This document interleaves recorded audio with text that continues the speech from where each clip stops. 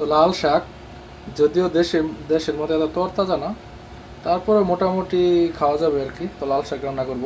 তো এগুলো এখনকার আর কি মানে কুটে নিতে হবে, বাইছে নিব আর কি। শাকগুলো মানে কাটে নিয়ে সুন্দর করে পরিষ্কার করে ধুইলাম, এখন পানি টেনে জড়ায় রেখে দিছি, এখন ভাপ দিয়ে নিব। তারপরে বাকি পেঁয়াজটে যা যা লাগে এগুলো রেডি করব, আর এদিকে ভাপ দিব। তো এদিকে শাক ভাজি করার জন্য আমি সব কিছু নিয়ে নিছি, পেঁয়াজ, তারপরে কাঁচামরিচ, কটা শুকনো মরিচ নিছি, রসুন নিছি।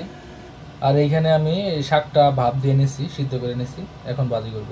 প্যানে তেল দিয়ে নিছি, গরম হয়ে গেছে, এখন পেঁয়াজ মরিচগুলো যা যা আছে দিয়ে দেবো। তো এগুলো একটু ভালো করে ভাজবো, বাইরে আবার শাক দিব। তো সব কিছু আমার মোটামুটি ভাজা হয়ে গেছে, এখন শাকগুলো দিয়ে দেবো। শাকগুলো দিয়ে দিছি, এখন সব কিছু মিক্স করে ভাজি করে ফেলবো। আমার শাক ভাজি করা হয়ে গেছে, তো রান্নাও শেষ। আর কেমন হলো অবশ্যই জানাবেন। তো সবাই ভালো থাকুন। আল্লাহ।